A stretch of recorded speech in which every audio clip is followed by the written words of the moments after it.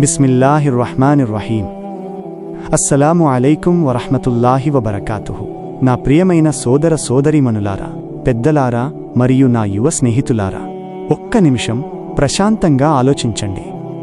ఇప్పుడు మీరు పీలుస్తున్న ఈ ఊపిరి అల్లాహ్ ఇచ్చిన ఒక గొప్ప వరం. కాని మీకు తెలుసా, సరిగ్గా ఇదే సమయంలో ఎవరో ఒకరు ఆసుపత్రిలోనో లేదా ఇంట్లోనే తమ చివరి ఊపిరి వదులుతున్నారు. మనం రేపది చేస్తాం, వచ్చే ఏడాది ఇది చేస్తామని ఎన్నో ప్లాన్లు వేసుకుంటాం. పిల్లల పెళ్ళిళ్ళు, ఇల్లు, రిటైర్మెంట్ గురించి ఆలోచిస్తూ గడిపేస్తాం. కానీ మనందరి జీవితంలో అత్యంత చేదు నిజం ఒకటి ఉంది. అదే మరణం. మరణం తరువాత మనం వెళ్లబోయే అసలు ఇల్లొకటి ఉంది. అది బంగారం లేదా మార్బుల్తో కట్టిన ఇల్లు కాదు. అది ఖబర్, సమాధి. ఈరోజు మనం ఒంటరిగా ఉండటానికి చాలా భయపడతాం. మన ఫోన్ బ్యాటరీ అయిపోయి ఇంటర్నెట్ లేకపోతేనే మనకు పిచ్చెక్కినట్లు అవుతుంది. చీకటి గదిలో 5 నిమిషాలు ఉండమంటే భయపడతాం. మరి ఆ మొదటి రాత్రి గురించి ఎప్పుడైనా ఆలోచించారా? మిమ్మల్ని అందరికంటే ఎక్కువగా ప్రేమిస్తామని చెప్పే మీ కుటుంబ సభ్యులే మీ శరీరాన్ని తీసుకెళ్లి ఒక గొయ్యిలో పెట్టి పైన మట్టి వేసి తిరిగి వచ్చేస్తారు.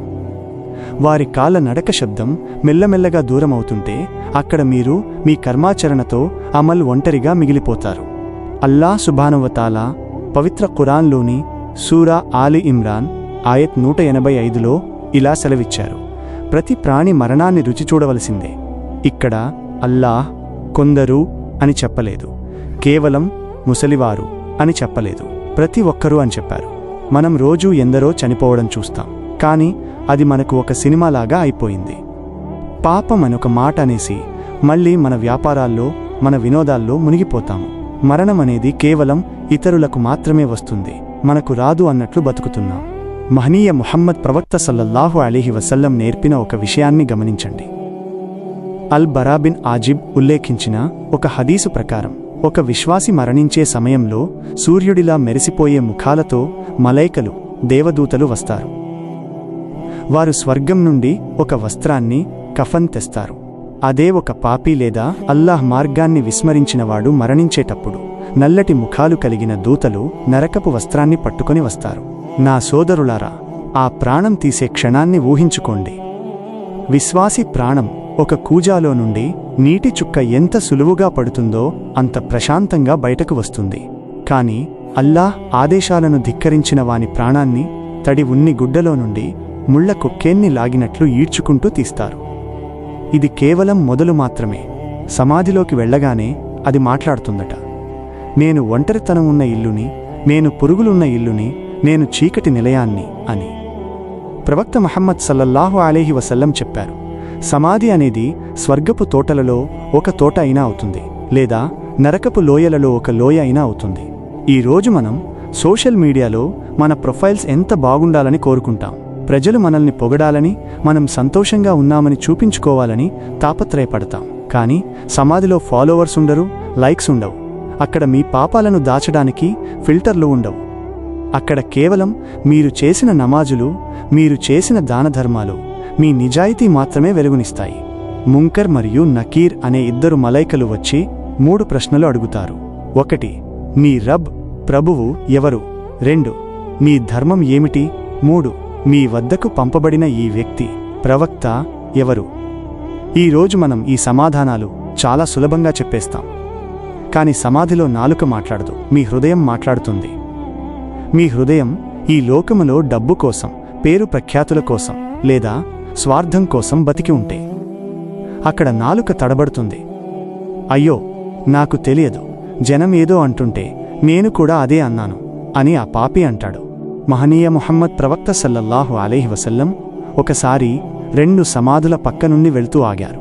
ఆ లోపల ఉన్న 2కి శిక్ష పడుతోందని చెప్పారు. ఆ శిక్ష దేనికో తెలుసా? ఒకరు చాడీలు, ఒకరి మాటలు ఇంకొకరికి చెప్పి గొడవలు పెట్టడం చెప్పేవారు. మరొకరు మూత్రపు చిందులు పడకుండా జాగ్రత్త పడేవారు కాదు. చూడండి, మనం చాడీలు చెప్పడం ఒక చిన్న విషయంగా భావిస్తాం, కానీ అది సమాధిలో మంటలను పుట్టిస్తుంది. నా ప్రియమైన మిత్రులారా, నేను మిమ్మల్ని భయపెట్టడానికి ఇది చెప్పడం లేదు. మనం ఇంకా బతికే ఉన్నాం, మనకు ఇంకా అవకాశం ఉంది అని చెప్పడానికి చెబుతున్నాను. సమాధి తలుపులు మన కోసం ఇంకా తెరుచుకోలేదు అంటే అల్లాహ్ క్షమాపణ తలుపులు ఇంకా తెరుచుకునే ఉన్నాయని అర్థం. అల్లాహ్ చాలా క్షమాశీలి. ఒక యువకుడు తన తప్పులను తెలుసుకొని, యా అల్లా, నేను దారి తప్పాను, నన్ను క్షమించు అని కన్నీరు పెడితే ఆ ఒక్క కన్నీటి చుక్క నరకపు అగ్ని సముద్రాలను ఆర్పేయగలదు. మనం ఇప్పుడు మన జీవితాన్ని మార్చుకుంటే సమాధి మనకు భయం కలిగించే చోటు అవ్వదు. విశ్వాసి ఆ 3 ప్రశ్నలకు సమాధానం చెప్పగానే ఆకాశం నుండి ఒక శబ్దం వినిపిస్తుంది. నా బానిస నిజం చెప్పాడు.